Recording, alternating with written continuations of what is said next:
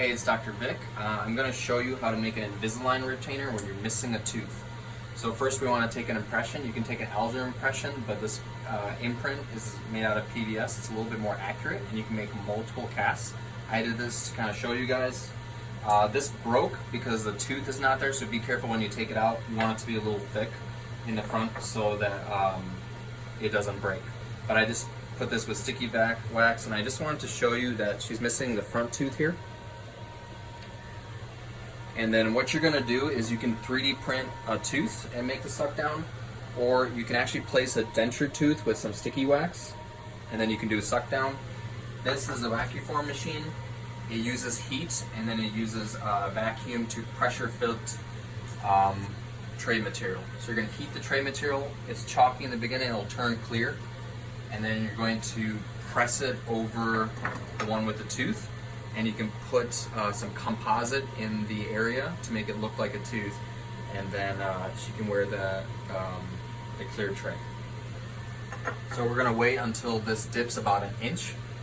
That'll mean it's soft enough to vacuum on. Make sure you guys put a retention hole in there so it's almost like a Y shape. That will lock the Pontic in when you do the vacuform. Make sure if it's a max recast, the lower will always be a horseshoe, but the max recast can't have the palate or it needs a hole drilled into it so the air does the suction. This is about halfway. You want it to be about an inch lower. It will melt. You would want to watch this. Don't go anywhere, otherwise it's going to melt everything, so it's not good. So we're going to keep waiting a little bit until this is about an inch lower, and then it will get loud. Okay, you're going to place this after it melts, so you don't want the wax to melt, and then you're going to use your finger or a wet cotton pellet to press fit the teeth on here.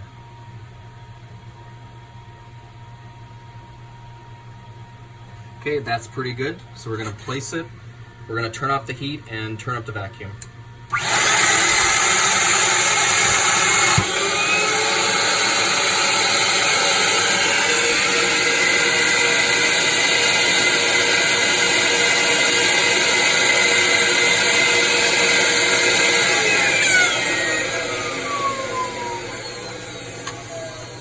This is going to cool on its own really quickly, and then we could process the vacuform. You can either just use scissors, or they have a lot of good cauterizers that can take the tray really easy out for you.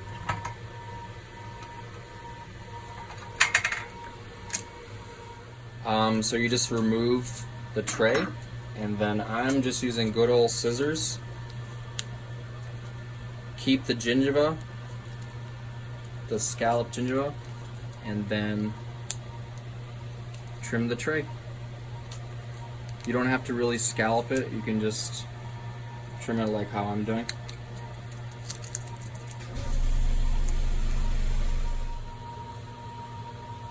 It's very easy to just put composite. That's a quick fix, and it's easier to get the color.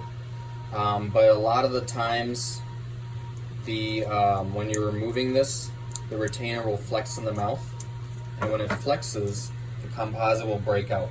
So a lot better way is to put a denture tooth. Make sure you get the right color, and then remember the cutout. We made a little cutout inside the denture. It's a Y shape that will press the vacuform into the denture tooth, and or you can put like a horizontal slit.